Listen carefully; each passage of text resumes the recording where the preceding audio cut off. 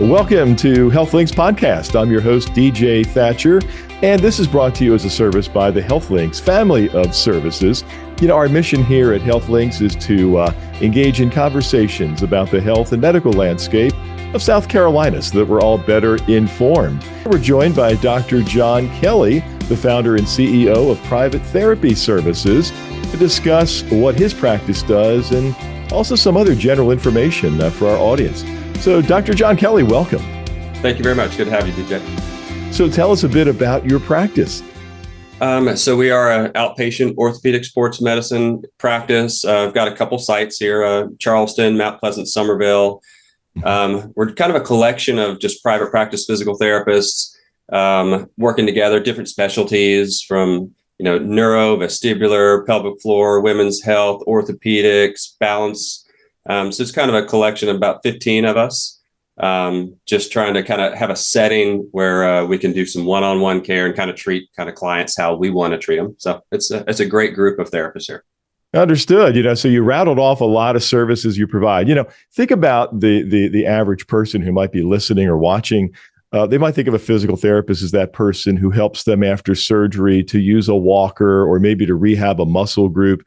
And today, the physical therapy practices are doing so much more. What are some of those that you just mentioned?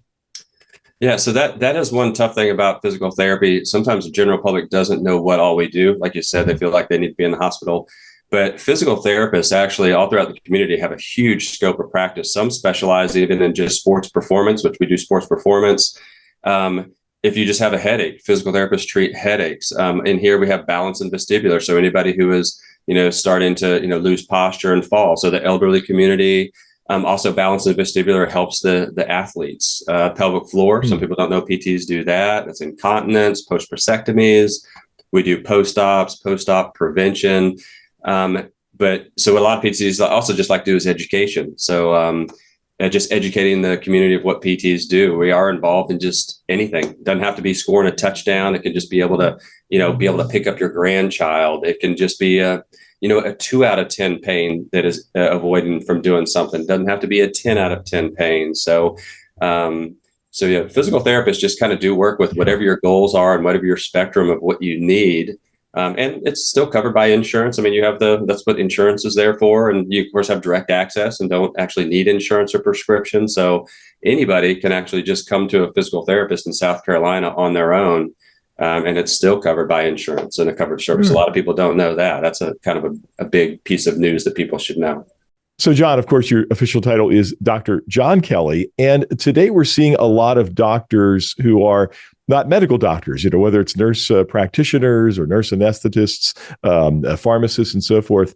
And you're providing so much. Tell us about the educational requirements now for a physical therapist.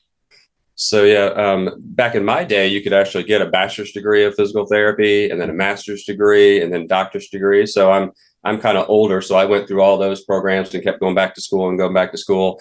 Nowadays, they've actually lengthened the program for physical therapy where students going in now have to stay longer and actually stay for a full doctorate program. So it's just added more. And what they've come out with is they've studied more specialties. They've got more internships. So by the time they graduate, they've pretty much already had hands-on work in multiple specialties. So it's really kind of increased the knowledge of the skills coming out for PTs. So that's been pretty amazing for the profession. It is a doctorate degree, so it's a DPT degree, Doctorate of Physical Therapy. So that's how the programs have changed. And now you see that DPT, that person's been through the ringer. They've been through quite a bit. I can imagine. And tell us about the length of the program. And do you have to go through a bachelor's program first and then enter physical therapy school, or is it straight through? How does that work? Yeah, so now there are different kind of programs, but most of them you do get an undergraduate degree and a bachelor's degree, and then you reapply for physical therapy school. And instead of getting a master's, you're kind of there a little bit longer. So almost a master's doctorate combined. That was changed, I think, about 2 years ago that was required. Okay. Well, what got you interested in this? Of all of the various health professions, what led you to physical therapy? So when I do a lot of interviews, I've got a big practice, so I did a lot of hiring, and my story seems to be a lot of like what other physical therapists were, played soccer back in the day, injured my knee and went into a physical therapy clinic. Actually, my story was a little different. So as I was at the PT clinic, I was double booked, which we don't do here at Private Therapy Services, but I was double booked and I was watching my physical therapist out in the main gym evaluate this older couple. So a little cute little old man and his wife, she wheeled him in a wheelchair. I kind of watched the interview out there, asked the therapist asked, why are you here? Apparently he had hurt his back and it was so bad that a family member had a wheelchair. They put him in a wheelchair and now 9 months later, he couldn't walk. So he was crying that he was a burden on his wife. His wife was crying because she felt like, that it was a burden. So it was actually a very sad situation. And honestly, I felt like I wanted to get out of there. I wanted no part of that. This was uncomfortable. And in the 3 weeks that he rehabbed my knee, he had that guy walking out with a cane and they left crying because they were so happy and so excited. And I got to kind of see that over 2 or 3 weeks. And then it was like, okay, I want to do that. So wow, what an inspirational story. It was pretty amazing. Now, as you described earlier, you can treat patients probably of any age, I imagine, depending on what's going on. How about that younger audience who might be young athletes or something like that? Is there something proactive they might come to you for, or is it usually reactive from an injury? Yeah. Yeah, actually, the young athletes in that population is really picking up. So a lot of the young PTs who are coming out of school, they're actually going and working in CrossFit gyms. And setting up shop there, and they are just treating the young athletes and the high performance athletes. So the word is kind of picking up that you don't have to, be in a wheelchair or walker to come to them. So we have that here, but so now it's really picking up that the younger audience is discovering physical therapy because they're trying to do yoga and Pilates, but there's maybe a little something stopping them, a little bit of shoulder pain, a little bit of neck pain. And they don't want to stop doing their Pilates or their workouts. So that's where the physical therapist comes in. And it might just be a little, something with their shoulder isn't moving right. There might be something a little stuck. So it's kind of exciting. It might just be a little treatment and a little fix to how their body is moving. And then they're back to their sports. They're back to their workouts. And so, yeah, the younger audience is really coming in. Now, the older audience, they have the same issues. Again, maybe it's not a sport that they're trying to get back to, but it's just trying to get back to walking and going to play bridge and getting out of the house. And it's the same issues. It's the same shoulder, same problems. They just have a different goal. So that's what's kind of exciting is you can have a 17-year-old soccer player in the gym and another therapist working with an 85-year-old. And a lot of it is really it's the same medicine. Mm-hmm. We see a lot of golfers and pickleball around here, don't we? So a lot of people are looking for help with those two things. Hey, as we're thinking about selected patient groups, I know we have a focus coming up in HealthLinks magazine on women's health. You provide the pelvic floor treatments and so forth. And just to clarify what that's all about or why someone would come to you for that. Yes. So it's kind of an interesting introduction to private therapy services. Early on in my career, I had decided, pelvic health was becoming kind of popular, but we really didn't have that much in Charleston. So I'd put out a brochure saying, yeah, I can help with pelvic floor, just, postpartum, after having a baby, just kind of strengthen the area. And then I realized there was a whole nother world out there that I didn't understand what pelvic floor was about, incontinence, post-prostatectomies. So it was way out of my scope. So I had to go out and look and hire. So actually we brought our first pelvic floor therapist in from Austin, Texas. And then we found an actual pelvic floor therapist who'd been doing it for 25 years here in town. She was just kind of a hidden secret. So we started to collect and recruit and bring people in and actually bought a building. So we actually have a full pelvic floor center, which is a separate site. And that's all they do is treat pelvic floor all day long. There's so many different diagnoses and issues with pelvic floor, bladder control. So that was a whole new world to myself. They also took it on themselves to educate and train some of the other therapists in town. So they've become kind of the beacon to teach. And now pelvic floor in Charleston, where we used to just be, my 3 and one other, I think now there's probably 8 pelvic floor therapists in town. So it's growing and it's a huge need. There's a huge population out there that need this. So we're excited that our pelvic floor center is promoting and teaching and spreading that kind of treatment in town. It's been exciting. Well, it sounds like a huge lifestyle issue. And for those listeners who might be in the upstate or the Midlands, this might be a huge piece of awareness for them. They're thinking, hey, I've been putting up with this, didn't know there was treatment available. So they could perhaps reach out and get some information. I know you do a lot of patient education, don't you? You love the phone calls or inquiries.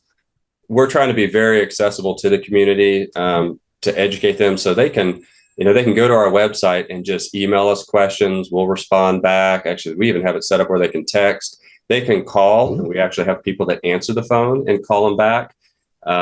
We're also advocates, and we kind of consult with other therapists. So other therapists, call us and ask us on stuff. We also take referrals from other clinics. If we have a specialty that they don't do, then we help them out with that or kind of help talk them through it. But we're accessible all the time. In fact, just helped one of my clients that was in Germany over the phone and got her up and walking. So it was kind of exciting. But we're big PT advocates and just want the community to know what physical therapy is. Even the physical therapy across the street from them. I mean, physical therapists are great people. They're smart. They know how to help people. So, whether somebody comes to our clinic or comes to the clinic next door, there's just a lot of great physical therapy in the Charleston area. Wow. Well, terrific. Thank you for providing such a great service for everyone. One of the other areas you mentioned before was the neurological and vestibular services, people who have headaches and so forth.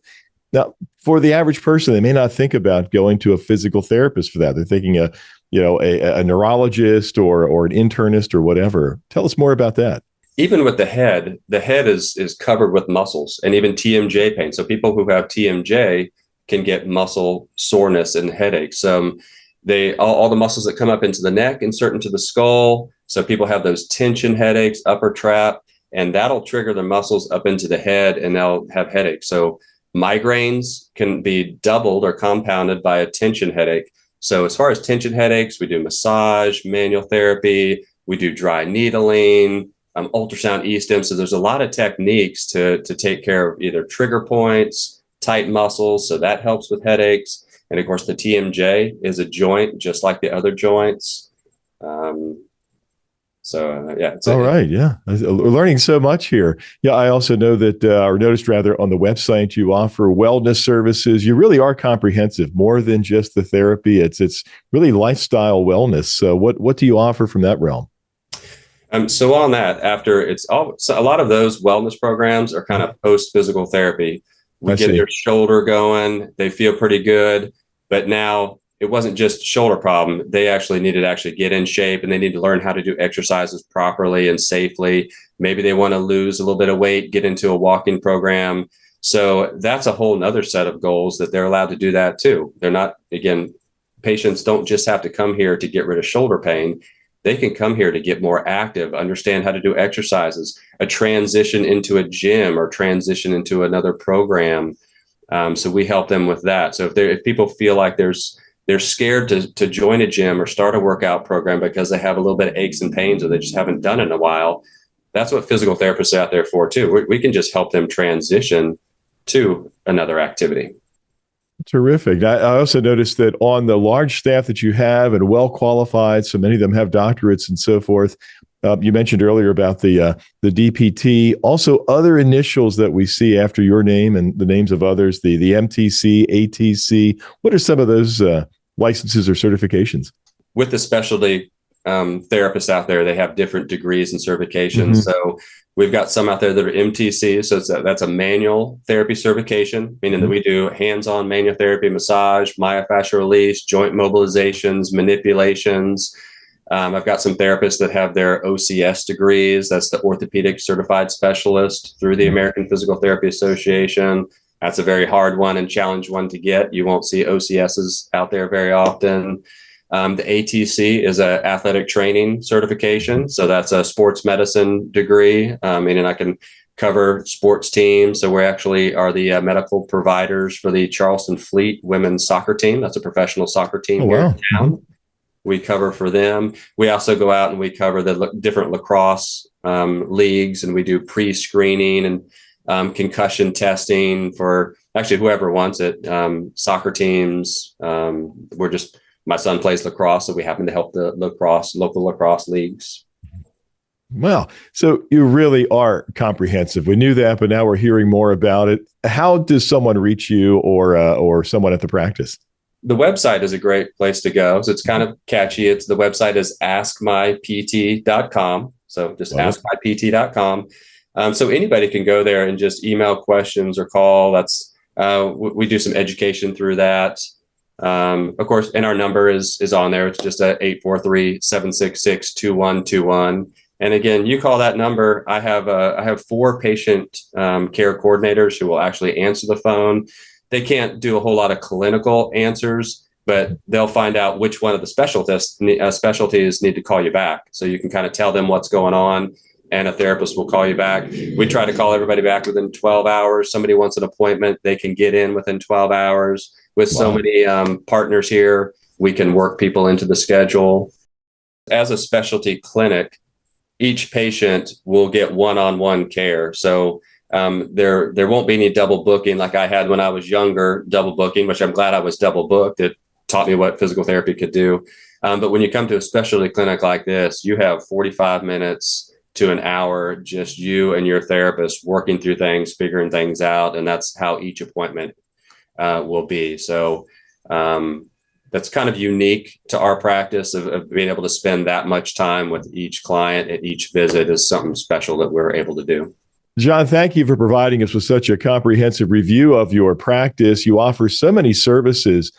Some people might think, though, that they need to be referred to you, they need a prescription or something else. And that is not the case. Is that right? That's right. So South Carolina, each state has different laws. In South Carolina, physical therapists are direct access. So what direct access means is insurance companies, Medicare, Blue Cross Blue Shield, Aetna, all of them recognize us as frontline practitioners. So you do not need a prescription to come to physical therapy. You don't need to see your doctor first. You don't need an MRI. You have direct access to physical therapists. You can call and go right in and get a physical therapy assessment. Now, that physical therapist then has to determine whether physical therapy is right for you and can the physical therapist take care of the problem, or it's our job also to assess to see if you do need to see a neurologist, orthopedic, or another practitioner. So we kind of can be a little bit of the gatekeeper for any kind of musculoskeletal pains, any functional pains you have. We're kind of the gatekeeper that will either fix you or help you get fixed with other practitioners involved. And I assume you have those networks and contacts in place for other providers then, is that correct?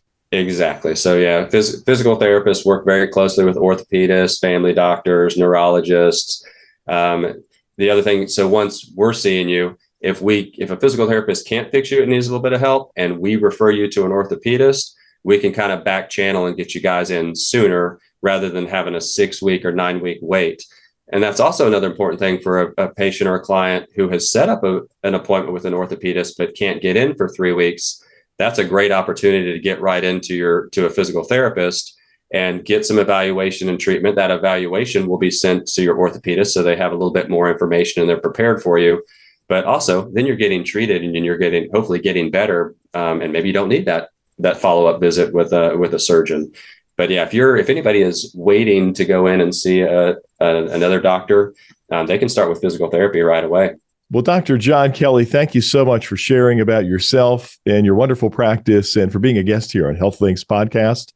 And folks, you can reach out to us anytime with questions or maybe suggestions of future podcasts.